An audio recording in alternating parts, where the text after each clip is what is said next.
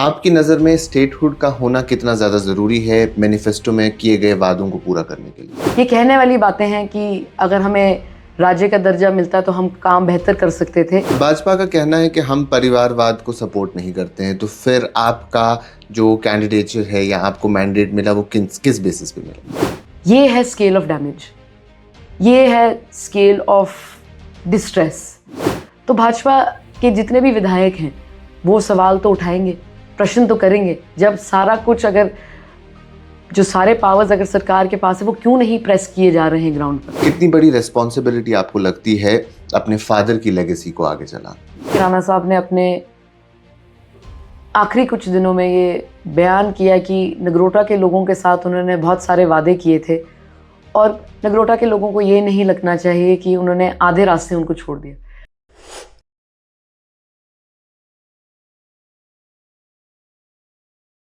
बडगाम और नगरोटा कॉन्स्टिट्यूएंसीज में by election होने जा रहे हैं और इस वक्त हमारे साथ मौजूद हैं दिव्यानी राणा।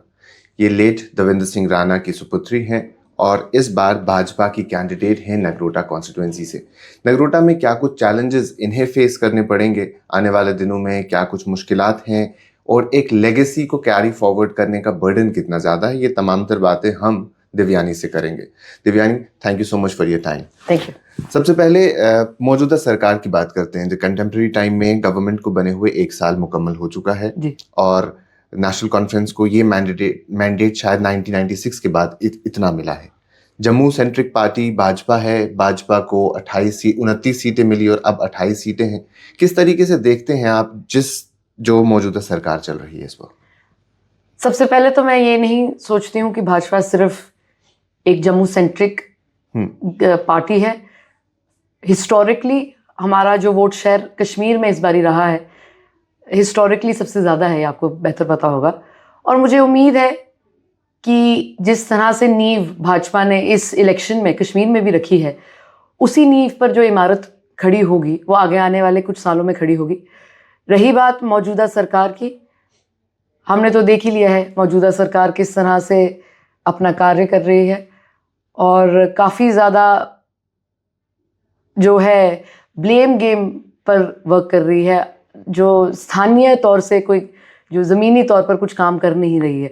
तो हमें लगता है कि जो सरकार का एक फ़र्ज़ बनता है वो अदा नहीं कर पा रही है और मुझे उम्मीद है कि भाजपा अगर इस बारी ऑपोजिशन में है तो हम गवर्नमेंट को अकाउंटेबल रखेंगे और उसी उम्मीद से चलेंगे कि एक दिन ऐसा होगा कि पूरे जम्मू कश्मीर में जो है भाजपा की सीटें होंगी और बहुत बढ़िया तरीके से हम अपनी सरकार बनाकर दिखाएंगे कि जम्मू कश्मीर का अगर उत्थान होता है तो भाजपा के ही सरकार के तहत उत्थान होगा।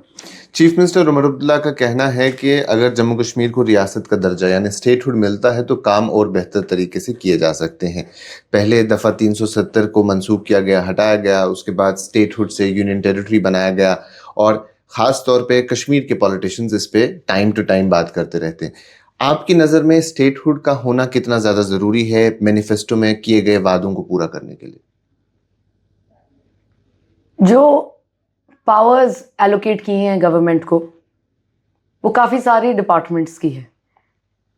ऐसी कोई रुकावट नहीं है जो इनको अपने काम करने से रुके। बड़े बड़े डिपार्टमेंट्स इनके हाथ में हैं। For example the PWD department.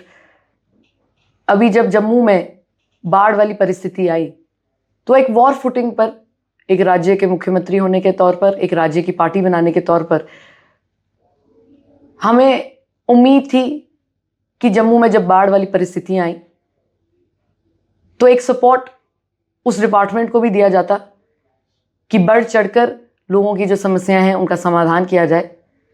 पर हमने उसमें भी देखा कि काफ़ी लैकिंग रही है। Jammu has seen a great loss of lives because of a natural calamity. Just because we have not lost our livelihood does not mean that we don't deserve the support of the government to be able to rebuild our lives. मेरा कहने का मतलब ये है कि जम्मू में जानी नुकसान हुआ है, माली नुकसान नहीं।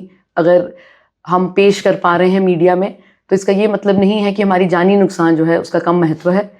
हमारा जानी और माली नुकसान हुआ है और हमें उम्मीद थी कि एक कंपैशनेट तौर पर, एक इंसानियत के तौर पर जो भी डिपार्टमेंट्स को फिलअप की ज़रूरत थी, हाथ खोलकर हमें यहाँ पर मदद की जाती। पर वो नहीं हुई। और हमें इस बात का अफसोस ज़रूर है कि जब जम्मू कश्मीर में कभी भी ऐसी परिस्थितियां कहीं और बनी हैं, जम्मू से लोग बढ़ चढ़कर गए हैं वहाँ पर मदद करने के लिए। कुछ साल पहले आपको भी याद है कैसी परिस्थितियां बनी थी श्रीनगर में और कश्मीर के अलग अलग इलाकों में। स्वयं यहाँ से जम्मू से लोग गए हैं, लोगों को एयरलिफ्ट कराया, लोगों को सपोर्ट किया। जो लोग घर के अपने छत पर अटक गए थे उनकी रिलीफ, उनको एफर्ट्स की, उनकी रेस्क्यू एफर्ट्स की, वो काफ़ी, और रिहैबिलिटेशन की भी काफ़ी एक पहल हुई। वो आज हमें काफ़ी लैकिंग लगता है। और उससे मुझे ये जितनी उम्मीद थी कि शायद हम अपना सियासत एक तरफ कर कर इंसानियत पर काम करेंगे, वो नहीं हुआ। ये कहने वाली बातें हैं कि अगर हमें राज्य का दर्जा मिलता तो हम काम बेहतर कर सकते थे, पर अगर हम इंसानियत का जब समय है तब भी जो हमारे हाथ में है और काफ़ी ज़्यादा पावर्स हमें दी गई हैं उसका इस्तेमाल ना कर सकें, तो यूटी सरकार हो या स्टेट राज्य की सरकार हो, तो उसमें लोगों का क्या फ़ायदा है? मैं ये सवाल रखती हूँ। तो आप कहते हैं कि यूनियन टेरिटरी में भी काम किए जा सकते हैं अगर वैसी नीयत हो तो? हर सरकार में काम किए जा सकते हैं। एक तो आपके पास जो जो एलोकेटेड पावर्स हैं उनका आप पूरी तरीके से इस्तेमाल करिए, बल्कि मैं तो कहूँगी कि 90 से 99% पावर्स आपके पास हैं। आपको क्या रोक रहा है जम्मू का रिहैबिलिटेशन में आगे बढ़ने का? आपको क्या रोक रहा है जम्मू के इलाकों का दौरे करने का? उसके लिए तो आपको पावर्स की जरूरत नहीं है। उस पे उनका कहना है कि हमने सेंटर से फंड्स के लिए फाइल भेजी हुई है, फाइल आएगी तो जम्मू के लिए ज्यादा फंड्स रखे गए हैं क्योंकि जम्मू में ज्यादा नुकसान देखने को मिला। आप आइए, जम्मू के लोग से मिलिए, जम्मू के लोगों को गले लगाइए। इसमें तो आपको कोई फाइल की ज़रूरत नहीं है। अगर यही चीज़ कहीं और होती, कोई बुरा ना माने, तो मुझे लगता है कि सारे वहाँ पहुँच गए होते। अभी ग्राउंड पर जो परिस्थितियाँ हैं, मैं इसको सियासी रंग नहीं देना चाहती, पर भाजपा के ही लोग हैं जो घर घर घूम रहे हैं, गांव-गांव घूम रहे हैं। बड़ी सारी एनजीओज़ हैं जो लोगों के लिए काम करने में अग्रसर हैं, लोगों की मदद की। पर ये कहना कि मदद तभी की जा सकती है जब पैसे और आए, तो बड़े और जरिए बनते हैं। एनजीओ तो ये ला सकते थे कि हमारी रिहैबिलिटेशन हो, कोई फॉर एग्जांपल जैसे विश्व स्तर पर हैबिटेट फॉर ह्यूमैनिटीज़ जैसे हैं, उनको प्रेस किया जा सकता था कि आप इधर आइए। उसमें तो कोई रुकावट नहीं है, उसमें तो कोई फाइल नहीं है। तो मुझे लगता है कि जहाँ नीयत होती है वहाँ पर अगर पहाड़ भी हिलाना हो तो वो करने के लिए कोई अगर राजी हो तो वो कर सकता है, पर जहाँ काम करने की नीयत ना हो वहाँ फिर फाइल अटकी रहेगी। इस बार असेंबली सेशन हुआ, ऑटम सेशन, उसमें भाजपा के जितने एमएलएज थे वो फ्लड सेंट्रिक बात करते रहे। उनके जो भी सवाल थे, जो भी उनकी बातें थी, जो भी उन्होंने सरकार से पूछा, वो सिर्फ और सिर्फ most of the times flood centric रहा। जम्मू में जितना नुकसान हुआ कश्मीर में उसके कंपैरिजन में काफ़ी कम नुकसान हुआ। जम्मू इस बार ज़्यादा इम्पैक्टेड रहा, अफेक्टेड रहा अगर देखा जाए तो जो ये सारे सवाल पूछे गए उनके जवाब भी मिले। लेकिन आपको क्या लगता है ऑन ग्राउंड जितना जम्मू के साथ नुकसान इस बार हुआ है इस नेचुरल क्लैमिटी की वजह से, या उससे पहले जब ऑपरेशन सिंदूर का टाइम चल रहा था तब भी जम्मू का एक इलाका जो बॉर्डर इलाका है पुंछ राजौरी का, वो ज़्यादा इम्पैक्टेड रहा, तो उसकी रिहैबिलिटेशन के लिए, रेस्टोरेशन के लिए भाजपा सरकार कितनी सक्सेसफुल रही? एक जब नेचुरल डिजास्टर आता है, एक डायनामिक अप्रोच की जरूरत रहती है। सरकार जो है वो भाजपा की नहीं है, फिर भी ऑपोजिशन में रहकर हमने बढ़ चढ़कर सपोर्ट किया है। जैसे मैंने आपको कहा, नगरोटा कॉन्स्टिट्यूंसी की मैं अगर बात करूं, एक 2.5 साल की बेटी, 2.5 year old चाइल्ड, अनफॉर्चुनेटली वो लैंडस्लाइड के चपेट में आकर उनका स्वर्गवास हुआ। एक 27 साल का लड़का ही कह सकते हैं, आदमी, पानी की चपेट में आके वो बह गए। 6 श्रद्धालु जो कटरा से जम्मू की तरफ आ रहे थे, उनकी गाड़ी बारिश में क्लिफ से गिर गई। 3 लोगों को हम बचा सके, 3 लोगों को अभी तक पता नहीं है वो कहाँ पर है। तो बात यह है लोगों के घर भी जो एक नुकसान हुए हैं, मैं आपको बताती हूँ, मैं शवा वाली साइड गई थी, वहाँ पे उनकी सिर्फ 4 सीढ़ियाँ बची हैं, उस घर का और कुछ नहीं बचा, सिर्फ 4 सीढ़ियाँ लेविटेट कर रही हैं ग्राउंड से ऊपर। ये है स्केल ऑफ डैमेज, ये है स्केल ऑफ डिस्ट्रेस। और भाजपा के हर व्यक्ति ने, ना सिर्फ एमएलएज ने, ना सिर्फ विधायकों ने अपना फर्ज अदा किया है। कैसी किसी और मुद्दे पे बात कर सकते हैं जब ऐसा नुकसान हुआ है हर कॉन्स्टिट्यूंसी में। और मैंने तो अभी आपको गिनवाना नहीं शुरू किया कि कितने लोग डिस्प्लेस हो गए। तो भाजपा के जितने भी विधायक हैं वो सवाल तो उठाएंगे, प्रश्न तो करेंगे। जब सारा कुछ, अगर जो सारे पावर्स अगर सरकार के पास है, वो क्यों नहीं प्रेस किए जा रहे हैं ग्राउंड पर। और दूसरी बात यह है कि ना सिर्फ हमारे विधायक पर हमारे जितने भी कार्यकर्ता हैं वो फ्लड रिलीफ एफर्ट्स में डे 1 से खड़े हैं। बारिशों के दौरान हमारे जो कार्यकर्ता हैं उन्होंने इवैक्यूएशन करवाई हैं, उन्होंने लोगों को रिहैबिलिटेट करने के लिए कुछ लोगों ने तो अपने घरों में भी रखा और मदद की कि जहाँ जहाँ रिसोर्सेज पहुँचाने हैं वो किस तरीके से पहुँचाएं। और मुझे लगता है कि ऑपोजिशन में होते होते भी हमने जो फ़र्ज़ अदा किया है जम्मू क्षेत्र के लिए, और ना सिर्फ मैं जम्मू सिटी की बात कर रही हूँ, पर जम्मू पूरे क्षेत्र के लिए, चाहे वो पुंछ हो, राजौरी हो, रियासी हो, ख़ासतौर पर जहाँ पर बड़ा नुकसान हुआ है, हमने वो फिलिप प्रोवाइड करने की पूरी कोशिश की है। और मुझे लगता है कि इस लेवल का जो नेचुरल डिज़ास्टर है वो एक लॉन्ग टर्म रिहैबिलिटेशन का प्रोसेस है, और उसके जो पहले कदम का पहल है वो भाजपा ने ज़रूर किया है। और मुझे उम्मीद है कि आगे भी जो फाइट फॉर रिसोर्सेज है वो हमें ही करनी पड़ेगी और हम वो बढ़ चढ़ कर करेंगे। चलें, आपकी कॉन्स्टिट्यूंसी की बात करते हैं। नगरोटा कॉन्स्टिट्यूंसी से आप बाई इलेक्शन में हिस्सा ले रहे हैं। इससे पहले आपके फादर ने वहाँ से 2 बार इलेक्शन जीता जी। लेकिन जो पिछला इलेक्शन था वो डिफरेंट इसलिए था क्योंकि जम्मू कश्मीर में इतने बड़े मार्जिन से किसी ने इलेक्शन नहीं जीता। 30,000 से ज़्यादा वोट से उन्होंने ये इलेक्शन जीता था। कितनी बड़ी रिस्पॉन्सिबिलिटी आपको लगती है अपने फादर की लेगेसी को आगे चलाना? सबसे बड़ी रिस्पॉन्सिबिलिटी मुझे ये लगती है कि राणा साहब ने अपने आखिरी कुछ दिनों में ये बयान किया कि नगरोटा के लोगों के साथ उन्होंने बहुत सारे वादे किए थे और नगरोटा के लोगों को ये नहीं लगना चाहिए कि उन्होंने आधे रास्ते उनको छोड़ दिया। और मुझे लगता है कि इंसान का जो कैरेक्टर है वो तभी निकल के आता है जब वो डिस्ट्रेस में स्वयं हो, और जब नेचुरल टेंडेंसी ये होगी कि कोई स्वार्थी बात करे, जो एक सेल्फिश होकर अपने बारे में बात करे। उन्होंने फिर भी निस्वार्थ अपने लोगों के बारे में बात की। मैं सच बताऊं तो राणा साहब के साथ मैं पहले भी मजाक करती थी कि आपका असली परिवार जो है नगरोटा का परिवार है, और उन्होंने सही मायने में वो दिखाया कि उनका परिवार नगरोटा के ही लोग हैं। हम सारे वहाँ खड़े थे और उन्होंने बात अगर किसी की है तो नगरोटा की ही की है। और ये अब मैं अपना फ़र्ज़ समझती हूँ कि जो एक परिवार का अपने बड़े बुज़ुर्गों की तरफ, एक बच्चे का अपने बूढ़े माँ बाप की तरफ एक फ़र्ज़ होता है कि उनकी सेवा करनी उनके बुढ़ापे में।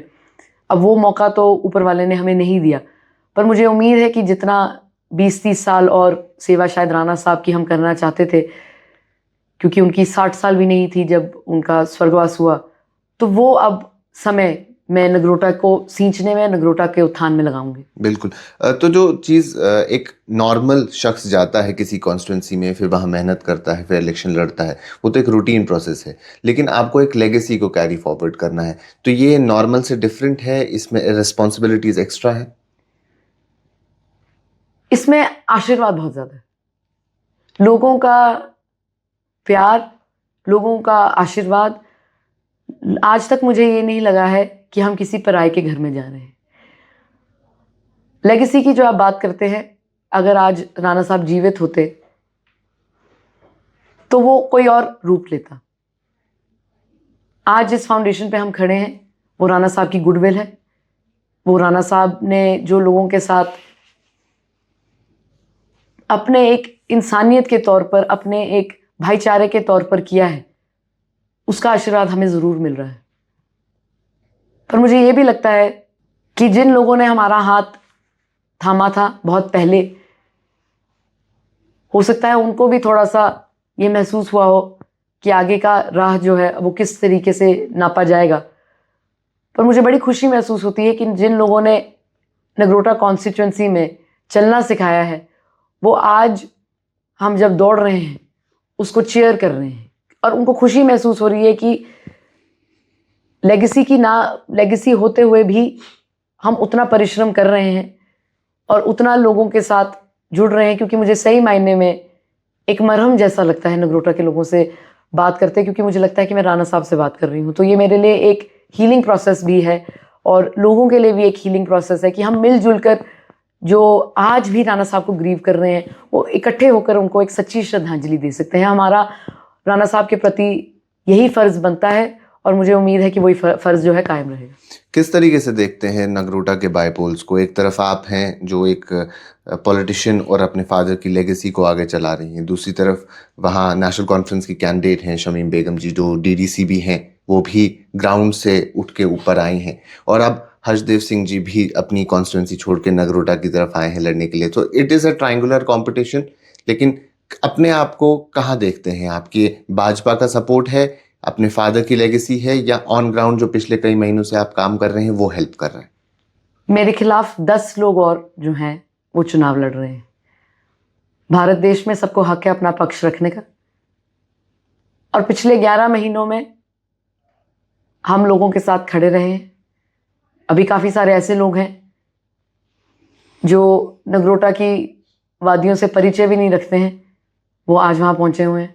कुछ ऐसे लोग हैं जिन्होंने नगरोटा में पहले भी काम किया हुआ है, पर हो सकता है एक ही ब्लॉक में सीमित रहे हों, और कुछ ऐसे लोग हैं जो कोशिश कर रहे हैं लोगों से मिलने का, अपना पक्ष रखने का। और मुझे उम्मीद है, जैसे अंग्रेजी में कहते हैं put your best foot forward, तो सारे वो कर रहे हैं। पर अंग्रेजी में एक और कहावत है, मे द बेस्ट मैन विन, और उसी के तहत हमने अपना पक्ष रखा है। और लोगों के दिल को जो भी छू जाती है बात, चाहे वो राणा साहब के प्रति उनका जो प्रेम है वो, चाहे वो भाजपा से जुड़े हुए पुश्तैनी भाजपा से जुड़े हुए परिवार हैं वो, या जो ऐसे लोग हैं जिनको पिछले 11 महीने में हमने अपने कार्यों से टच किया है। हमने FPO कोऑपरेटिव लिमिटेड्स बनवाई हैं to address financial distress of farmers. हमने औरतों की मदद की है SHGs क्रिएट करने में, जिसके 2 प्रोडक्ट्स मार्केट में भी उतर आए हैं, और युवाओं की मदद की है जॉब प्लेसमेंट्स में, स्पेशली प्राइवेट सेक्टर में। तो ये जो हमने कार्य शुरू किए हैं ये राणा साहब के आशीर्वाद से हैं, भाजपा के आशीर्वाद से हैं, और मुझे उम्मीद है कि जो नींव जिस तरह से राणा साहब की थी, उसी नींव पर हमने अपने तरीके से एक और प्लेटफॉर्म बनाया है और बढ़ चढ़कर आगे इस पे काम करेंगे। तो जो लोगों को मंजूर है हमें भी मंजूर है। यूजुअली बाय इलेक्शंस में एक ट्रेंड देखी जाती है कि 90% विनिंग चांस जो सरकार में होता है वही जीतता है, क्योंकि शायद लोगों को ये जहन में रहता है कि चीफ मिनिस्टर इनका है, मिनिस्टर्स इनके हैं, तो काम और बेहतर तरीके से हो पाएंगे। लेकिन भाजपा का वहाँ से जीतना इसलिए भी ज़रूरी है कि एक स्टेटमेंट है कि जम्मू में अभी भी भाजपा है और भाजपा के खिलाफ शायद कोई और नहीं आ सकता है। तो आपके लिए ये जीत या हार कितनी इंपॉर्टेंट है? सबसे पहले तो जो ये इलेक्शन है मेरे लिए एक मौका है राणा साहब के आखिरी जो ख्वाहिश जिस तरीके से कहते हैं उसको पूरा करने का। तो मेरे लिए ये ज़रूरी उस तरीके से भी है क्योंकि राणा साहब ने स्वयं जब कहा है कि अधूरे काम जो हैं लोगों के वो पूरे करने हैं, और उसी पे हम अग्रसर पिछले 11 महीने से भी रहे हैं, तो मेरे लिए ज़रूरी सबसे पहले वो उस वजह से। और रही बात जो आप कह रहे हैं सियासी तौर पर, अगर आपने खुद ही बोला कि अगर कोई कह रहा है कि हमसे काम नहीं हो रहा, तो लोग भी जो हैं, जनता भी जो है वो ये सब देखती है। तो अगर कोई कह रहा है स्वयं ही कि हम काम नहीं कर सकते, हम आपके लिए काम नहीं कर सकते, तो लोग क्यों उनके लिए उनको मतदान देंगे?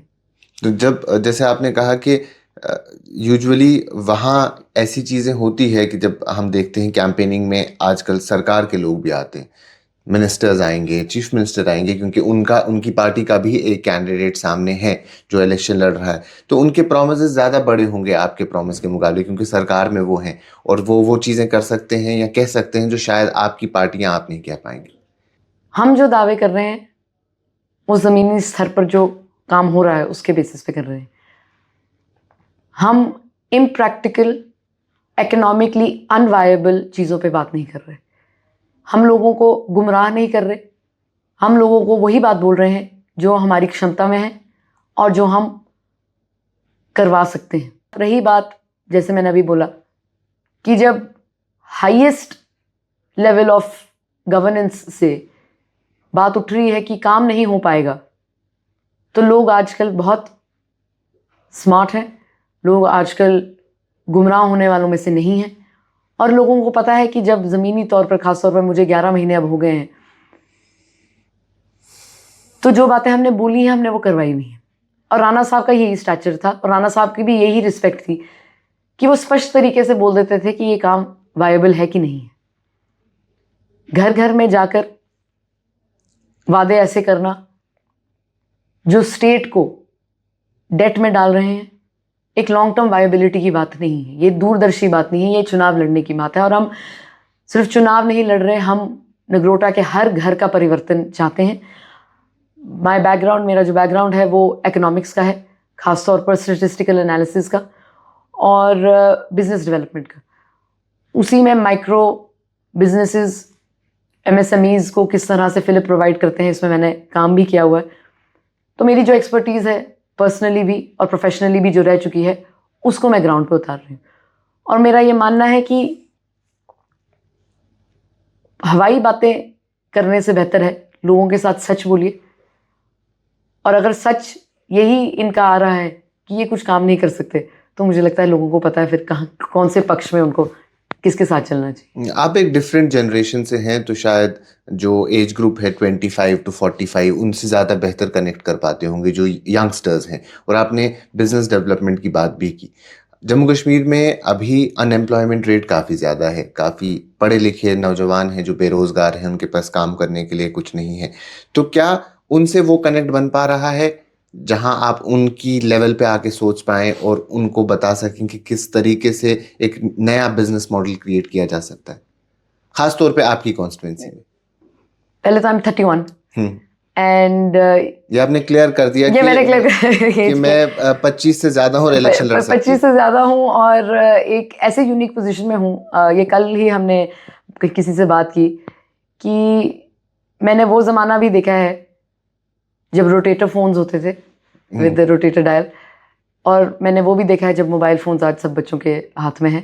तो आई एम परफेक्टली प्लेस्ड। मेरे जितने बड़े बुजुर्ग हैं उनसे 20-30 साल छोटे हैं, और जो बिल्कुल बच्चे हैं उनसे 20-30 साल बड़े हैं।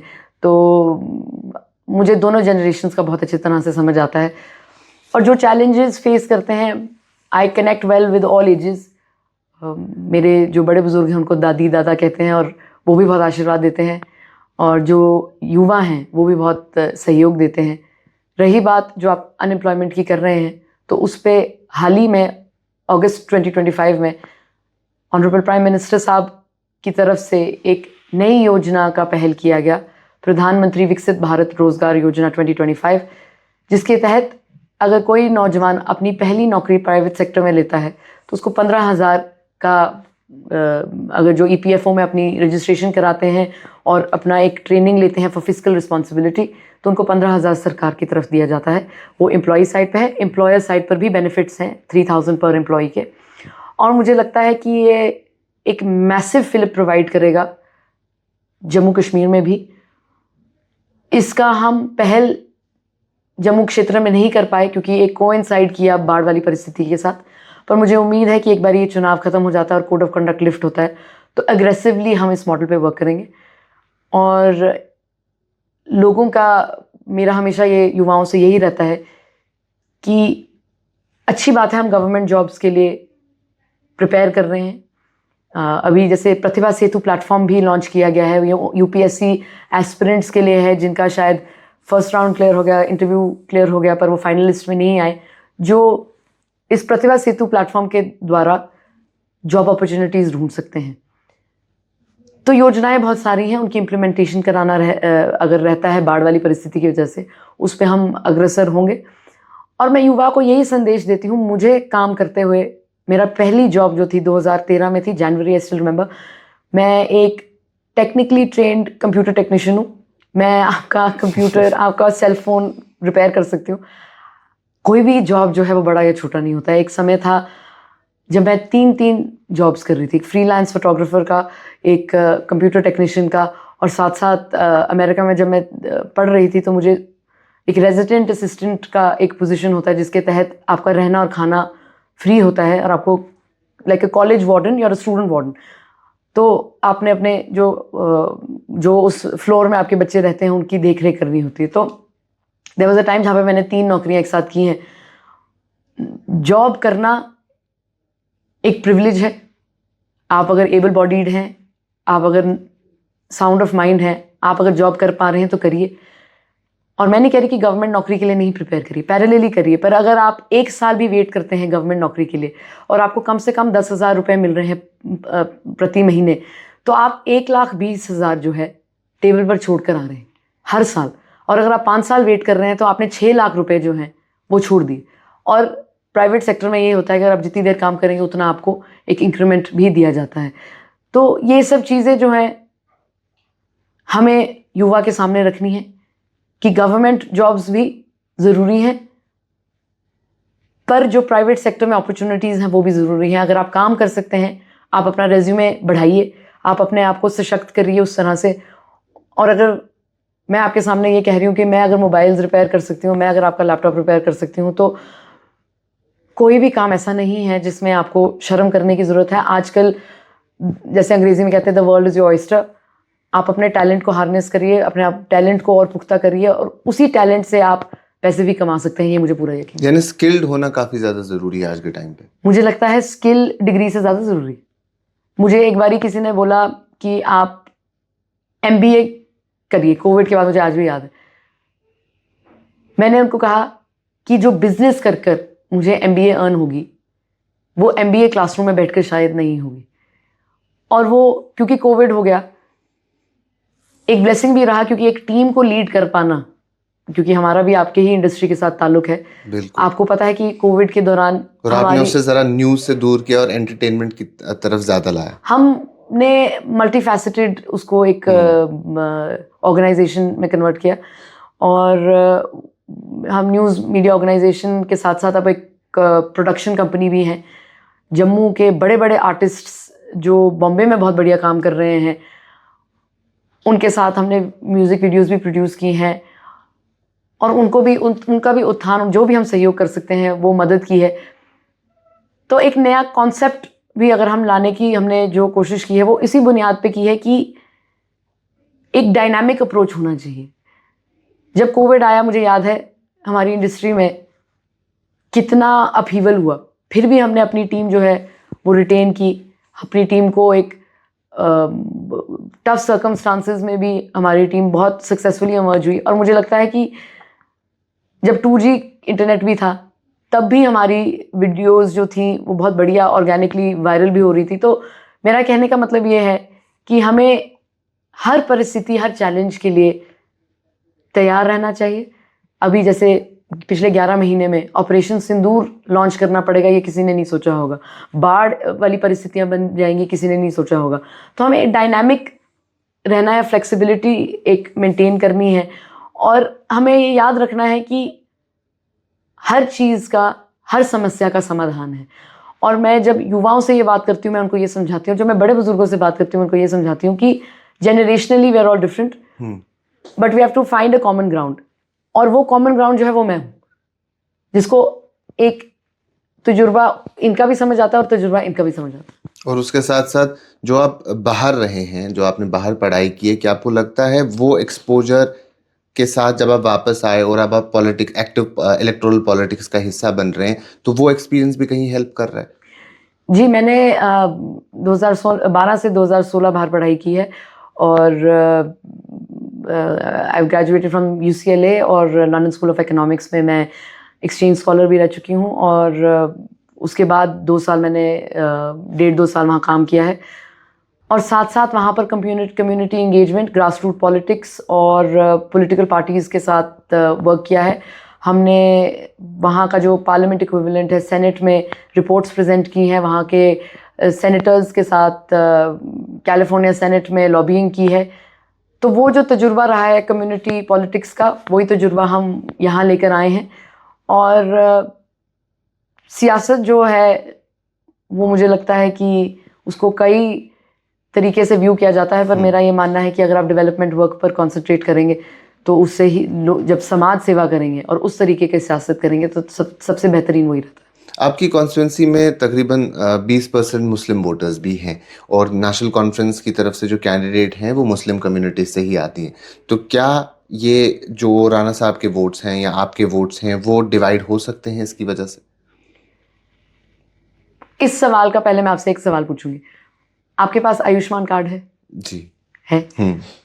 आपको जब आयुष्मान कार्ड दिया गया, क्या आपसे आपकी जाति, बिरादरी या मजहब पूछा गया? बिल्कुल भी नहीं। आप भारतीय नागरिक होने के नाते आपको आयुष्मान कार्ड दिया गया। भाजपा की यही सियासत है, हम किसी से नहीं पूछते कि उनकी जाति क्या है, बिरादरी क्या है, मजहब क्या है, जिस तरीके से राणा साहब ने कभी नहीं पूछा था। तो जब हम वोट मांगने भी जाते हैं तो हम एक इंसान को एक इंसान की तरह देखते हैं।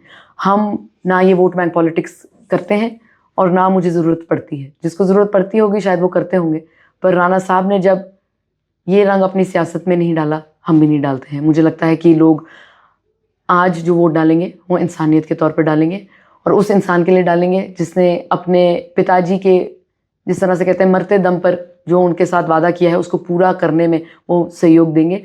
और उसमें फिर कोई जात, बिरादरी और मजहब नहीं आता, उसमें इंसानियत ही आती है। बिल्कुल। भाजपा का कहना है कि हम परिवारवाद को सपोर्ट नहीं करते हैं, तो फिर आपका जो कैंडिडेचर है या आपको मैंडेट मिला वो किस बेसिस पे मिला? देखिए, परिवारवाद, जिस परिवारवाद की आप बात करते हैं, मेरी नानी जी सियासतदान रह चुकी हैं।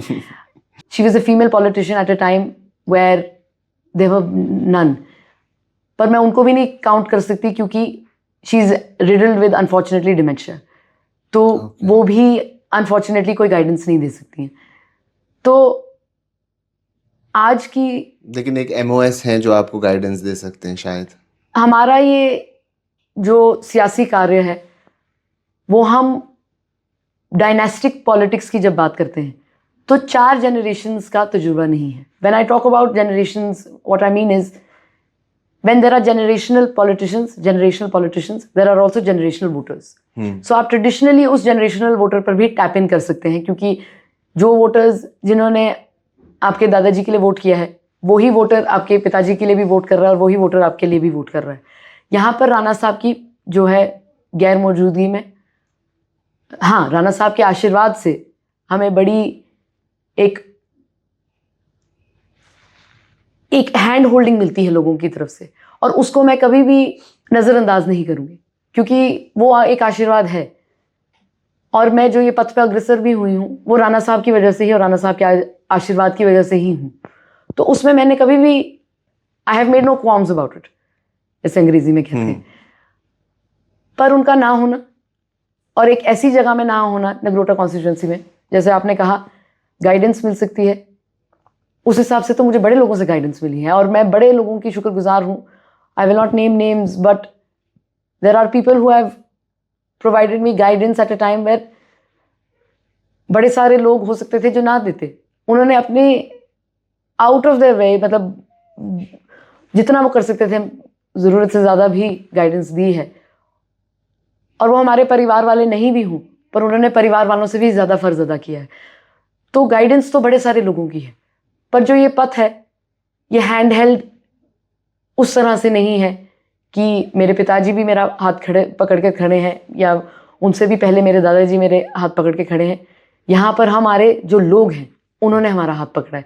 जो हमारे नगरोटा के दादाजी दादी जी हैं उन्होंने हाथ पकड़ा है। जो हमारे नगरोटा के ताऊ हैं, ताई हैं, चाचा हैं, चाची हैं, बहनें हैं, उन्होंने, भाई हैं, उन्होंने हाथ पकड़ा है।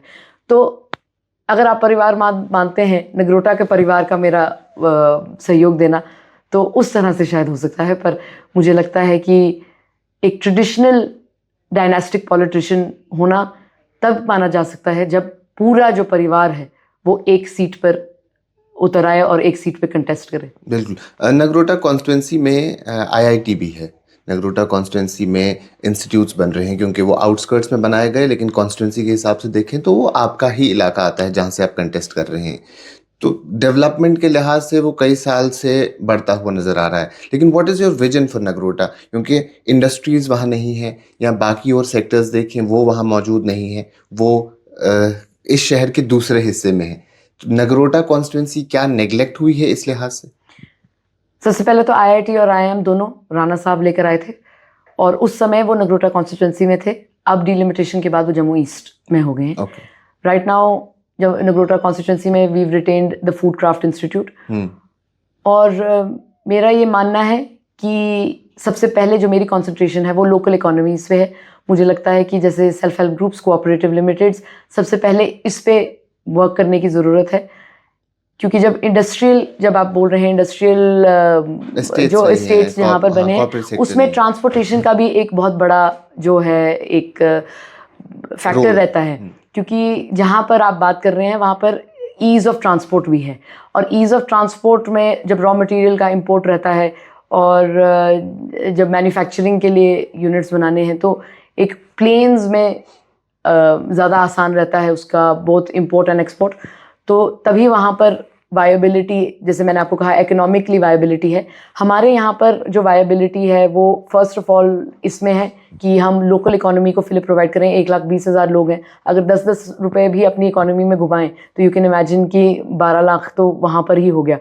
तो ऐसा तरीका हमने अपना मेरी ये विजन है कि ऐसा तरीका अपनाएं कि लोकल इकोनॉमीज़ भी फिलिप हों। तो अपना ही साइलोज क्रिएट सबसे पहले हो कि घर घर में जब पैसा अगर आएगा तो उसके साथ साथ एक पहल की जाए कि जो इंडस्ट्रीज़ हैं जो ऑगमेंटेड रह सकती हैं even without raw material, so for example the software industry, तो उसके ऊपर एक नज़र रखी जा सकती है, उसके ऊपर एक रोड मैप जो है वर्क किया जा सकता है। मैंने स्वयं काफ़ी लोगों से बात की है और मुझे नहीं लगता ये उचित समय है ऐलान करने का, क्योंकि ये नेसेंट स्टेजेस पर वर्क चल रहा है, पर work is going on. And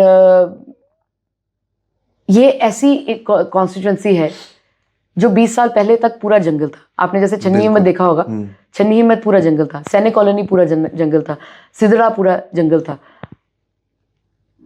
और नगरोटा भी मतलब इस तरीके से एक पहले रूरल और फार फ्लंग एरिया माना जाता था। राणा साहब ने 90% जो अगर सड़क वहाँ पहुँची है वो राणा साहब की बदौलत है। कुछ खासतौर पर जो ये लैंडस्लाइड्स हुई हमें पता चला कि काफ़ी सारी ऐसी एरियाज़ भी हैं जहाँ राणा साहब की वजह से ही सड़क है। Accessibility to those homes is because Rana साहब हैड दैट विजन कि यहाँ पे घर हैं और यहाँ पर एक सड़क होनी चाहिए। तो जहाँ रोड पहुँचती है, जैसे मैंने कहा, वहीं पर वायबिलिटी ऑफ रॉ मटेरियल पहुंचना भी है। तो नींव रखने की ज़रूरत रही है और वो नींव राणा साहब ने बहुत बढ़िया तरीके से रखी है। और मुझे लगता है कनेक्टिविटी आज अगर नगरोटा कॉन्स्टिट्यूंसी में है, अगर हम भी वहाँ जा पा रहे हैं, ऐसे एरियाज़ में जाते हैं जहाँ राणा साहब पैदल गए हैं, कुछ बारी तो 4-4, 5-5 घंटे पैदल गए हैं, कुछ बारी घोड़ों पर गए हैं, 1-2 बारी तो खच्चर पर भी गए हैं, आज वहाँ पर ब्लैक टॉप रोड है।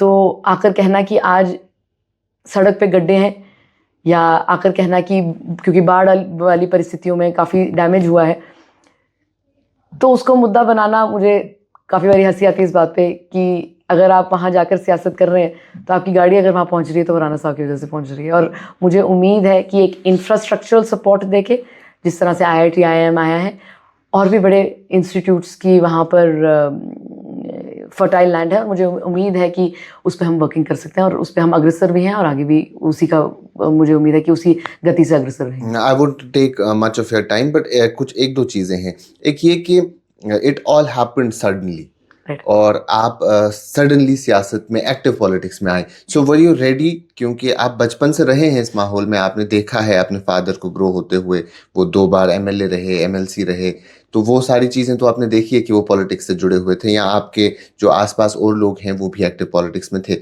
लेकिन क्या आप कंप्लीटली तैयार थी एक्टिव पॉलिटिक्स में आने के लिए? मैं तो राणा साहब को भी खोने के लिए तैयार नहीं थी। वह 3 सिबलिंग्स और सबसे बड़ी मैं हूँ, हम में से कोई भी प्रिपेयर नहीं था। मुझे नहीं लगता कोई भी परिवार कभी भी ऐसी चीज़ के लिए प्रिपेयर रहता है। कल भी हम एक जगह गए जहाँ पर अनफॉर्चुनेटली 1 साल की बच्ची ने और 4 साल के बच्ची ने अपने पिताजी खोए। तो ये कभी भी चीज़ कोई भी प्रिपेयर नहीं रहता है ऐसी चीज़ के लिए। रही बात, आप कह रहे हैं कि किस माहौल में हम पले बड़े हैं, सियासत करने से पहले हमारे पिताजी ने बिजनेस भी किया। और आपको पता है 8 साल से हम अपना काम कर रहे थे। मैं लोगों को शायद पता भी नहीं था 8 साल से मैं यहाँ पर थी। तो मैंने अपना काम किया है, मैं kept my head down and did my work, और जो मुझे करना था हम काफ़ी देर से कर रहे थे, और जब जम्मू में हम काफ़ी देर से थे, तो इस चीज़ के लिए कभी भी प्रिपेयर नहीं कोई भी था।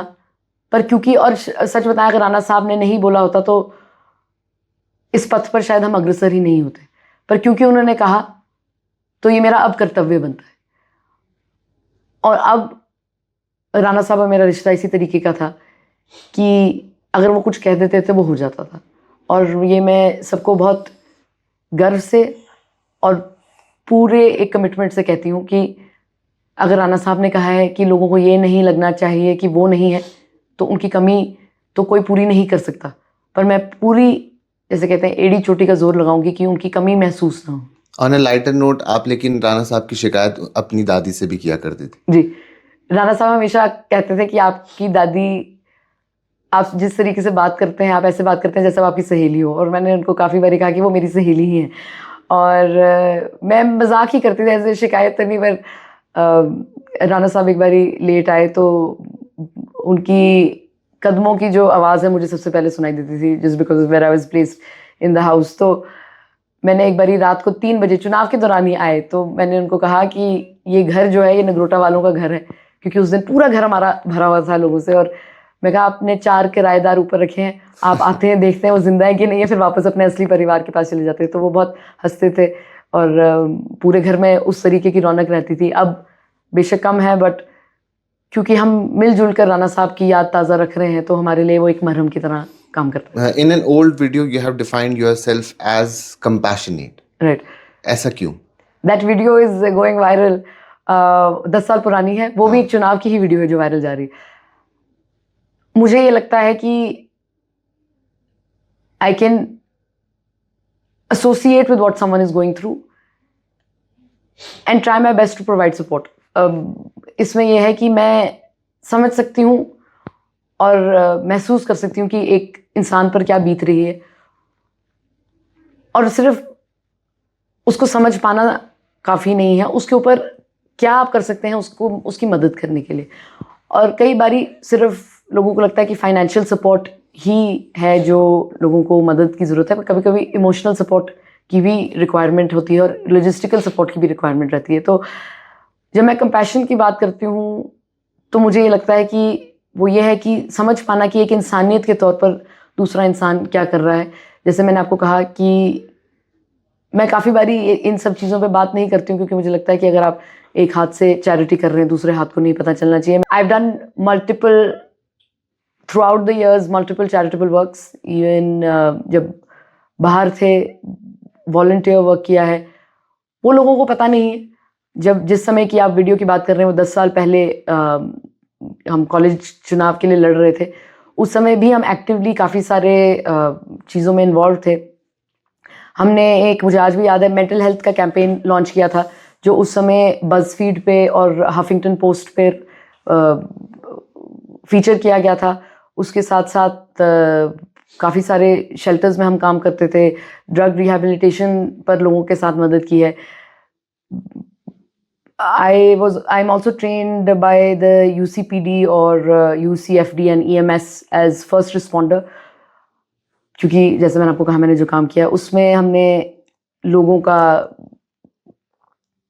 जो ड्रग ओवरडोज से या अल्कोहल अब्यूज़ की वजह से, अल्कोहल ओवरडोज की वजह से मरने के कगार पे, उनको हमने बचाया भी है। तो और ये सारी चीज़ें आज जम्मू कश्मीर में भी हो रही है, ड्रग वाला, राइट। और मुझे लगता है कि ये लिनियर बातें नहीं हैं, हम बड़ी ब्लैक एंड वाइट में बात करते हैं, बट मुझे लगता है कि ये सबसे पहले स्टेम करता है मेंटल हेल्थ से। और actively I have worked on mental health. आप 10 साल पहले जाएंगे, आपको ये आर्टिकल्स अभी भी हफिंगटन पोस्ट पे दिखेगा, अभी भी आपको बज़फीड पे मिलेगा कि ये मैं सिर्फ आज चुनाव के लिए नहीं बोल रही हूँ, ये मैं जेन्युइनली बिलीव करती हूँ कि ये जो बातें हैं ये एक्सैस्परेट हो रही है। Mental health has become a bigger concern after Covid. और बच्चे जब आपको बताएं, हमारे बचपन में हम क्या कपड़े पहनते थे, क्या बाल बनाकर जाते थे, हमें फिर भी एक लेवल ऑफ कॉन्फिडेंस था, जो आज मैं जब वो फोटोज़ देखती हूँ तो मुझे लगता है कि शायद इस बच्चे को अगर किसी ने कुछ बोला होता तो बेहतर। पर आप आज देखिए, बच्चे सिर्फ एक ग्लॉसी वर्जन देख रहे हैं कि बिल्कुल अमेरिका में देख रहे हैं कि क्या चल रहा है, दिल्ली में देख रहे हैं क्या चल रहा है, और सिर्फ ग्लॉसी वर्जन्स देख रहे हैं। हम सिर्फ एक खूबसूरत तस्वीर देख रहे हैं। हम ये नहीं देख रहे कि जब कैमरा बंद हो जाता है तो लोगों की निजी जीवन में क्या क्या चल रहा है। और जैसे मैंने अमेरिका में आपको बताया, UCLA में थे, बेल एयर के साथ लगता है हमारा कैंपस, बेवर्ली हिल्स 10 मिनट दूर था। We were in a very secure location, पर हमने साथ साथ कॉम्पटन जैसे एरियाज़ में वॉलंटियर वर्क किया है जो under served, under privileged areas हैं। डाउनटाउन LA में drug abuse was a big problem. आपको सड़क पर होमलेस पॉपुलेशन, अनहाउस्ड पॉपुलेशंस के लोग मिलते थे जिन्होंने ड्रग अब्यूज़ की वजह से वो अनहाउस हो चुके हैं। तो ये सब चीज़ें रियलिटी हैं और हमने इसको टैकल घर से करना है। और भाजपा सरकार ने बड़ी बारी हमारे बड़े बड़े सियासतदान ने, माननीय प्रधानमंत्री मोदी जी ने भी परीक्षा पे चर्चा पे बात रखी है कि जब बच्चा घर आ रहा है वो किससे बात कर रहा है, घर आकर किससे बयान कर रहा है कि दिन में उसके साथ क्या गुजरी। अगर उसको कोई बुली कर रहा है तो क्या वो अपने घर में किसी को बता रहा है या बता रही है। और अगर वो बात नहीं बयान कर पा रहे हैं तो उनके ऊपर जो मेंटल लोड है ऑन अ 4-year-old 5-year-old वो अनपैरेलल्ड है, किसी और जनरेशन ने नहीं देखा। ऑपरेशन सिंदूर जब हुआ, हम कहीं गए, हमने कहीं जाना था अफसोस करने, तो ऑपरेशन सिंदूर एक्टिवली चल रहा था। तो वहाँ जाने से पहले हमने सोचा कहीं रुकते हैं। वहाँ पे उनकी 2 साल का बच्चा था, बहुत प्यारा। तो टीवी पे कुछ चल रहा था तो उसने बोलना शुरू कर दिया, ठा ठा चल रहा है। 2 साल के बच्चे को पता है कि वॉर क्या होती है। अब आप सोचिए इसका जो कॉम्प्लेक्स मेंटल हेल्थ इम्पैक्ट रहेगा बच्चे पे जब वो बड़ा होगा। वो आपने देखा कि ग्लोबल परिस्थितियों में जब आप देखें तो उसका तो हमें पता है कि क्या इम्पैक्ट रहता है। तो जब ऑलरेडी ये स्टडीज़ हो गई हैं वॉर जोन्स में कि बच्चों पर क्या इम्पैक्ट रहता है, तो हमें एक असेसमेंट करनी पड़ेगी ऑन ग्राउंड की हमारे भी जो जनरेशन अब बढ़ रही है, सोशल मीडिया का और ऐसी परिस्थितियों का क्या इम्पैक्ट रह रहा है। उनको एडिक्वेट सपोर्ट देने की ज़रूरत है कि आगे जाके वो ऐसी पीयर प्रेशर में खास तौर पर आकर या सोशल मीडिया में कूल अपेयर होने के तरीके से कुछ ऐसा ना करें जिसमें उनको एक वैलिडेटेड सपोर्ट ना मिले। और I am a strong believer कि बच्चे गलती करेंगे और बड़ों को बताएंगे भी नहीं। और राणा साहब का एक बड़प्पन था, as a father he always told us कि आप कोई भी गलती करते हैं तो you can come to me. And मेरा उनके साथ यही रिश्ता था, मैं तो उनको सब कुछ बता देती थी। एंड टचवुड ऐसा कुछ नहीं हुआ जहाँ पर हम कोई ऐसी परिस्थिति में थे जहाँ हमें मदद की ज़रूरत रहे, पर अगर मैंने कहीं जाना भी तो मैं उनको बता देती थी। आजकल ये भी बच्चे करते हैं, बताते नहीं हैं कि वो कहाँ हैं। गॉड फॉरबिड अगर कोई इमरजेंसी हो जाती है तो फिर आप क्या करेंगे। तो बड़ा ज़रूरी है कि एक वो कम्युनिटी रीबिल्डिंग, एक फैमिली रीबिल्डिंग हो। और भाजपा ने ये बात बड़ी पब्लिकली लोगों के बीच में रखी। I didn't want to ask you this, लेकिन आप मीडिया इंडस्ट्री को समझते हैं और जम्मू कश्मीर में मीडिया का हाल उतना भी अच्छा नहीं जितना देखा जाता है इसे। तो ये एक मीडिया पॉलिसी होना या प्रेस क्लब्स का स्ट्रीमलाइन होना, ये कितना ज़्यादा ज़रूरी है कि कोई रेगुलेटरी बॉडी बने, ऐसे ही कोई भी शख्स माइक या कैमरा उठा के सामने ना आ जाए। देखिए, एक सोशल मीडिया जो लैंडस्केप है अब वो बहुत डायनामिक हो गया। व्हाट वाज ट्रेडिशनली एक न्यूज़ मीडिया ऑर्गेनाइजेशन देखा जाता था, अब वो नहीं है। तो definition of a news media organisation ही बदल चुका है। So when we talk about news, very particularly what is a news media organisation क्या है और एक न्यूज़ इन्फ्लुएंसर क्या है, तो पहले तो हमें वो ही अपनी इंडस्ट्री में डिफाइन करना पड़ेगा। और अगर वो डेफिनेशन हम पैरेलली पूरे देश में अगर डिफाइन कर सकते हैं एज एन इंडस्ट्री, फिर ही तो हम पॉलिसी की डिमांड कर सकते हैं। हम आपस में भी कभी कभी कहते हैं कि नहीं, हमारा जो माइक है उसका ज़्यादा महत्व है। और जो अगर आप कह रहे हैं कोई भी माइक, देखिए हमारा भी, आपका भी थोड़ा बायस ये रहा कि माइक उठा के कोई भी आ रहा है। मुझे लगता है जो बेचारा माइक उठा के भी आ रहा है वो भी तो एक जर्नलिज्म कर रहा है, या अगर नहीं भी, अगर वो ट्रेंड है, नहीं भी टेक्निकली साउंड है, सवाल पूछने का हक तो सबको है। तो हमें पहले डिफाइन करना पड़ेगा कि एक न्यूज़ मीडिया ऑर्गेनाइजेशन क्या है और एक न्यूज़ इन्फ्लुएंसर क्या है। जब हम उसको डिफाइन कर पाएंगे फिर हम एक पॉलिसी की मांग कर पाएंगे। अभी भी जो हम पॉलिसी की मांग कर रहे हैं मेरे हिसाब से उस तरह का है कि पॉलिसी को हम भी स्ट्रक्चर नहीं कर पा रहे हैं, हम भी एक गेट कीपिंग कर रहे हैं, जो मुझे लगता है। हालांकि मैं पॉलिसी साइड पे इन्वॉल्व नहीं थी, ना ही मैंने वो पॉलिसी बनवाने में, ना पुश करने में इतना योगदान दिया है, क्योंकि हमसे भी बहुत बड़े दिग्गज हैं जिन्होंने उसकी पहल की है। पर मुझे ये लगता है कि एज एन इंडस्ट्री हमें भी अपना बायस थोड़ा साइड पर रखना पड़ेगा और समझना पड़ेगा कि मीडिया लैंडस्केप बदल चुका है। मीडिया वायबिलिटी ग्लोबली अगर आप देखें तो मीडिया वायबिलिटी भी क्या है उसके ऊपर भी हमें नज़र रखना पड़ेगा, और उसकी एक 360 डिग्री मल्टी फैसेटेड ओवरव्यू देखकर रखना पड़ेगा कि योजना जो है किसी को गेट कीप करके एक तो डिस्क्रिमिनेट ना करे और साथ साथ एक एक्सपीरियंस को भी मद्देनजर रखे। बिल्कुल। बिफोर वी कंक्लूड दिस, एक आखिरी चीज जो आप नगरोटा के लोगों को कहना चाहेंगे। मैं नगरोटा के हर घर और हर परिवार से ये निवेदन करूंगी कि जो इस बार वो वोट दे रहे हैं वो ना सिर्फ एक प्रत्याशी को, ना सिर्फ एक कैंडिडेट को दे रहे हैं, पर उस इंसान को दे रहे हैं जिसने अपने पिताजी के आखिरी कुछ दिनों में उनके साथ वादा किया था कि उनके जितने भी अधूरे काम थे वो पूरे होंगे। राणा साहब के बहुत बड़े सपने थे नगरोटा कॉन्स्टिट्यूंसी के लिए और आपने बढ़ चढ़कर उनको आशीर्वाद दिया था, और अगले 5 साल के लिए वो जो आपके लिए काम करना चाहते थे, मुझे उम्मीद है कि ये मतदान करके जो अगले आने वाले कुछ साल हैं आप मुझे वो मौका दें कि हम राणा साहब के अधूरे सपने जो हैं वो मिलकर साकार करें। चलिए, थैंक यू सो मच अपना टाइम देने के लिए। तो ये थी दिव्यानी राणा जिन्होंने बताया कि नगरोटा कॉन्स्टिट्यूंसी को लेके उनका क्या कुछ विजन है, भाजपा की कैंडिडेट हैं और इस कॉन्स्टिट्यूंसी से ताल्लुक़ रखते हैं क्योंकि इनके जो वालिद हैं, इनके जो फादर थे, वो उस कॉन्स्टिट्यूंसी से 2 बार एमएलए बन के आए हैं। इन्होंने जम्मू कश्मीर की सियासत के हवाले से भी बात की। तो अभी के लिए इतना ही, बाकी तमाम मज़ीद मालूमात के लिए अब बने रहें कश्मीर लाइव के साथ।